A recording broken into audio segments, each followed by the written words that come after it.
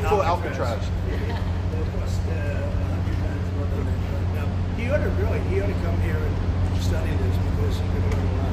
When's the first person checking into the room, sir?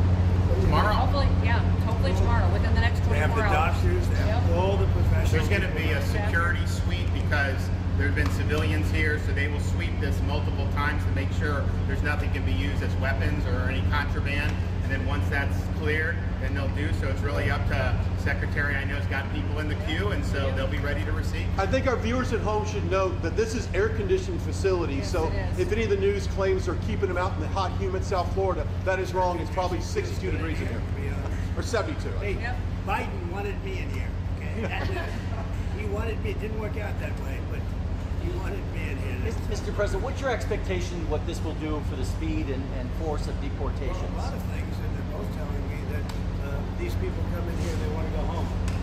And they want to go home, so we immediately send them home, where it's appropriate. Now, if somebody's a real killer, we don't send them anywhere. We put them in maximum security.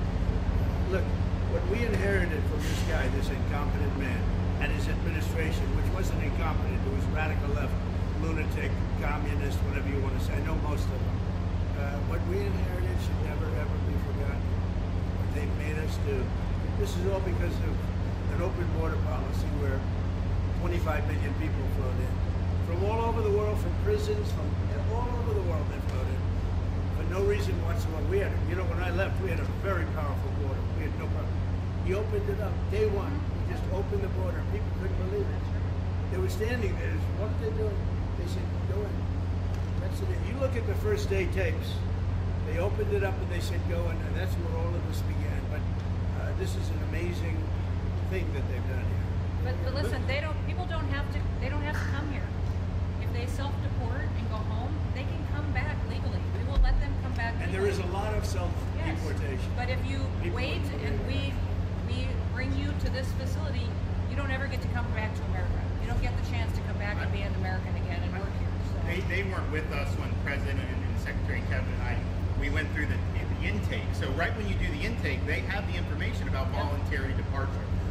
They have the ability. Obviously, you guys are funding that because it's a lot cheaper to do it that way. So even if they get brought to the front doorstep here, they still have an opportunity to just go back voluntarily, and then this way they're How fast does that take from the minute that, let's say they get in here, they're like, hey, I want to stay here, I want to go back to... We can put them on a plane that day and take them home. We'll buy their plane ticket, go home, and then they get the chance to come back legally. If they wait and say we're not going to do that, they can come back legally after a period. Mr. President, you've talked recently about the idea of finding some way to get farm workforce and service sector workforce, and I think you've discussed somehow a program of people leaving on a sponsorship and coming right back.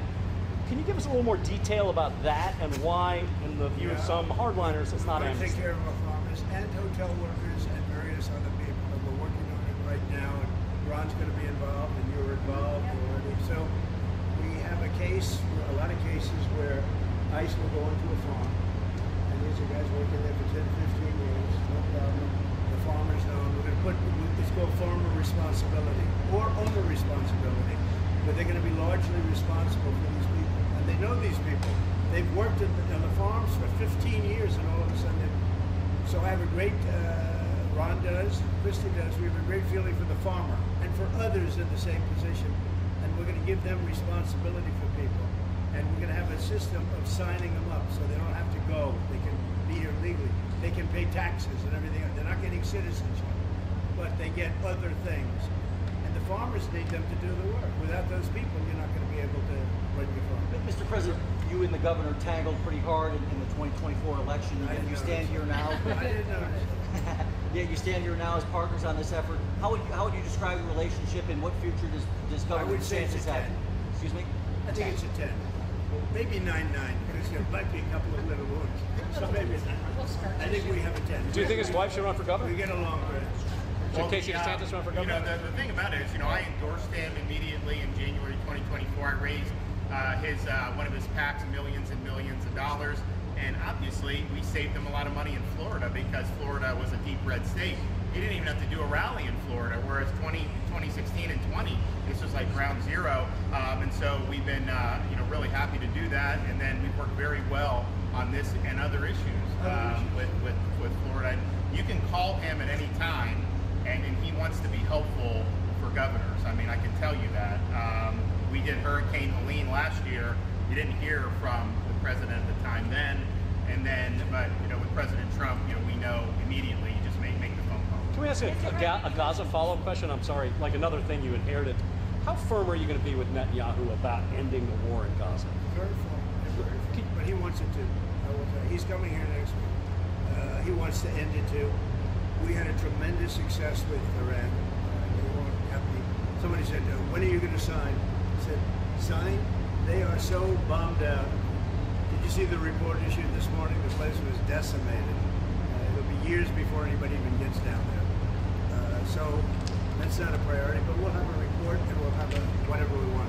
We'll get whatever we want from Iran. And I think and I hope they will have a good, they have massive sanctions right now, biting sanctions. It's going to be very hard for them to do anything with those sanctions. And I look forward to maybe there'll be a time when we get along with them and they can rebuild their country. But is there a point where you tell Netanyahu, like, you've got to end this now, you got to strike a deal? Well, he wants to. I can tell you he wants to, and I think we'll have it. I think we'll have a deal next week. Thank you. That's what I think. Mr. President, do you intend to announce your pick for successor to Jay Powell earlier than say, or as early as say the summer or this fall?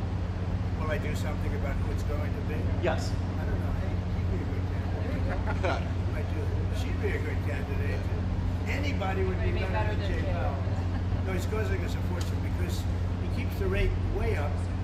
I think it's Trump derangement syndrome personally, but we have a very strong country. We're the strongest country.